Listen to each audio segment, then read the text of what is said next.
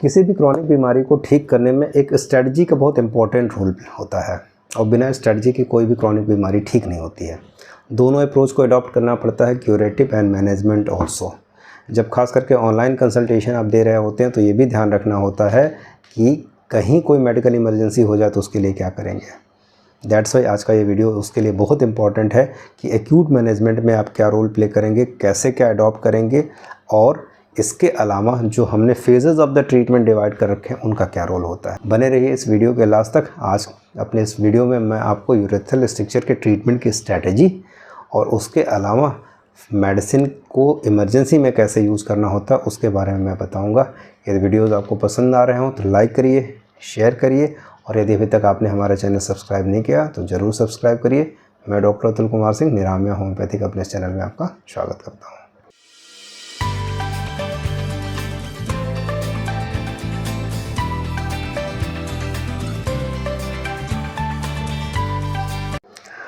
तो सबसे इम्पॉर्टेंट चीज़ क्या होता है भाई, जब भी कभी यूरिन का ऑब्स्ट्रक्शन हो, खास करके ट्रीटमेंट के दौरान, तो कॉज ज़रूर फाइंड आउट करिएगा। यही कॉज हमारे लिए मॉडलिटी होती है और यदि वास्तव में किसी भी होम्योपैथिक ट्रीटमेंट में मॉडलिटी क्लियर कट मिल जाए तो उस मरीज़ का इलाज बहुत ईजी हो जाता है। कम टू द पॉइंट, हमने यूरेथ्रल स्ट्रक्चर के ट्रीटमेंट को 4 स्टेज में डिवाइड कर रखा है, खास करके उन मरीजों के लिए जिनमें ये बीमारी एक्यूट ऑनसेट की नहीं है, यानी कि 2 साल से ज़्यादा समय से है। 2 साल से कम वालों का ट्रीटमेंट की स्ट्रेटजी अलग है। जिनकी भी बीमारी 2 साल से ज़्यादा टाइम से हो रही है उनको 4 पार्ट में मैंने इस ट्रीटमेंट को डिवाइड किया है। स्टेज 1 जिसमें ढेर सारी सफरिंग है, यानी कि कुछ लोगों को यूरिन में बर्निंग हो रही है, कुछ लोगों को यूरिन करते समय पेन हो रहा है, कुछ लोगों को यूरिन में ड्रिबलिंग हो रही है, कुछ लोगों को फॉग स्ट्रीम में यूरिन हो रहा है, कुछ लोगों को स्पुटरिंग यूरिन हो रहा है, कुछ लोगों को अनसेटिस्फैक्ट्री यूरिनेशन हो रहा है, कुछ लोगों को डायसूरिया हो रहा है यानी सीवियर पेन ड्यूरिंग यूरिनेशन, कुछ लोगों को बाकी भी दिक्कतें हो रही हैं, कुछ लोगों को बहुत लंबा वेट करना पड़ रहा है यूरिन स्टार्ट करने से पहले, कुछ लोगों को लंबा टाइम लग रहा है फिनिश करने के, कुछ लोगों को लास्ट में फिनिश करने के बाद भी ड्रिबलिंग हो रही है, 2-4 ड्रॉप अलग से टपक जा रहे हैं। So that's why there are multiple of the symptom जिसको लेके मरीज़ वेरी फर्स्ट टाइम आता है। यदि किसी को बर्निंग हो रही है तो उसके पीछे जो मेजर कॉज है वो पैथोफिजियोलॉजी में समझाने की कोशिश करूँगा आपको। जो यूरेथ्रा की म्यूकोसल लाइनिंग है उसमें कहीं इन्फ्लेमेशन है। इन्फ्लेमेशन का सबसे प्रोमिनेंट सिम्टम होता है बर्निंग। तो यानी कि कहीं रॉ सरफेस है, खोला हुआ सरफेस है, जिस रास्ते यूरिन पास आउट होगी तो बर्निंग कॉज करेगी। यूरिन जो है वो एसिडिक नेचर की होती है और जब रॉ सरफेस के ऊपर से यूरिन पास आउट करेगी तो बर्निंग को कॉज करेगी। ये सिम्टम क्लियर है।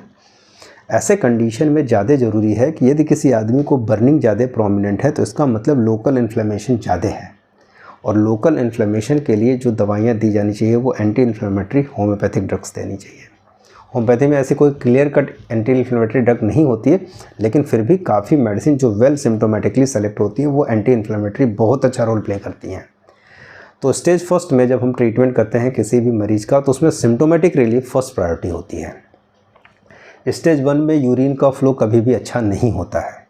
यूरिन का फ़्लो जितना है उतना ही यदि मेंटेन कर लिया जाए तो ये बहुत इंपॉर्टेंट टास्क होता है।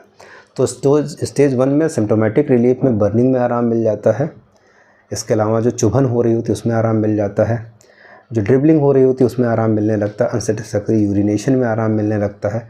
फॉग स्ट्रीम यूरिन की कोई बहुत इंपॉर्टेंट सिम्टम नहीं है, क्योंकि कई मरीजों का ट्रीटमेंट मैंने फॉग स्ट्रीम वाले लेवल पे ही बंद कर दिया और 1 साल से वो मरीज़ ठीक बने हुए, उन्हें बाकी फिर दोबारा यूरिन की फ़्लो में ऑब्स्ट्रक्शन या डिमनेस नहीं होंगे यूरिन की फ़्लो।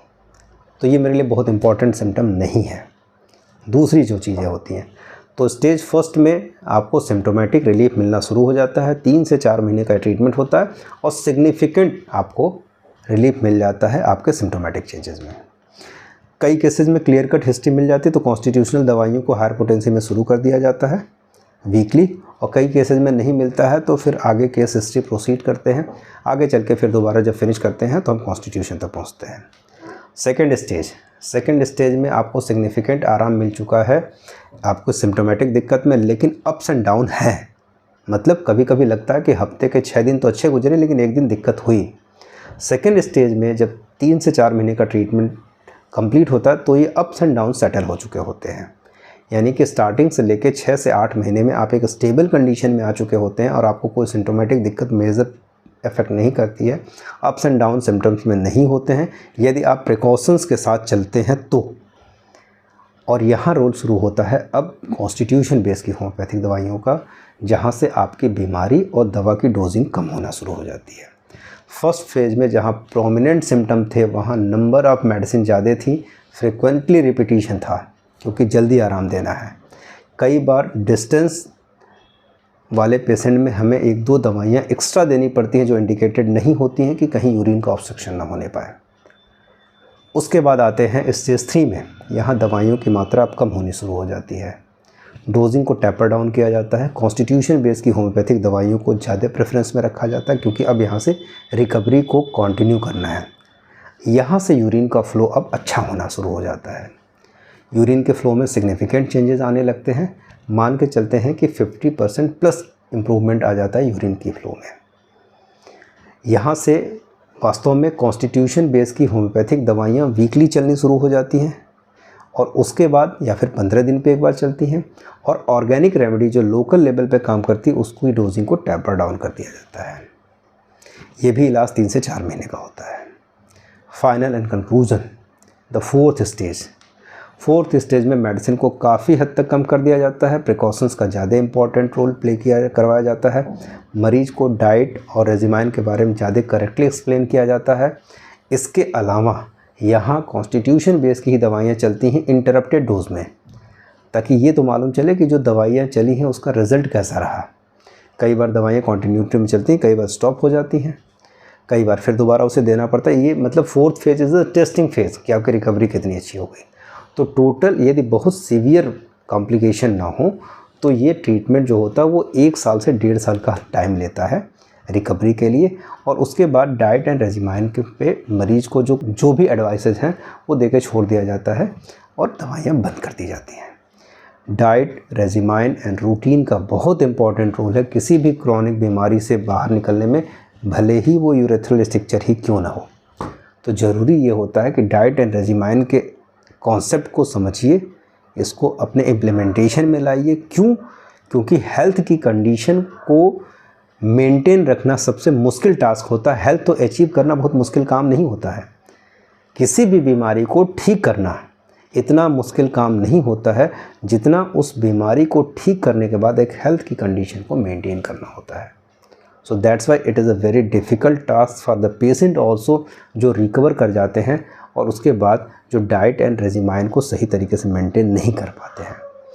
बहुत ज़्यादा लाइफस्टाइल और बाकी चीज़ों में इरेगुलरिटी होगी तो ये बीमारी दोबारा लौट के आती है, लेकिन यदि आपने इन सब चीज़ों का स्ट्रिक्ट ध्यान दिया तो दोबारा ये लौट के नहीं आएगी। Thank you very much. आने वाले टाइम में स्ट्रक्चर के बारे में और ढेर सारे अपडेट देते रहेंगे। वेट करिए हमारे उस वीडियो का जिसमें हमें अपने मरीजों की एनालिसिस बतानी है, क्योंकि होता क्या है, जब तक हम एनालिसिस तैयार करते हैं तब तक कुछ मरीज और इंक्लूड हो चुके होते हैं। तो अपने ऊपर भरोसा रखिए, न मेरे ऊपर रखिए न दवाइयों के ऊपर रखिए। रिकवरी आप ही करेंगे और ये आपके अंदर पूरी स्टेमिना है और आपके अंदर पूरा पोटेंशियल है, आप इस बीमारी से रिकवर कर सकते हैं। Thank you very much. Doctor Atul Kumar Singh, निरामय होमियोपैथी से।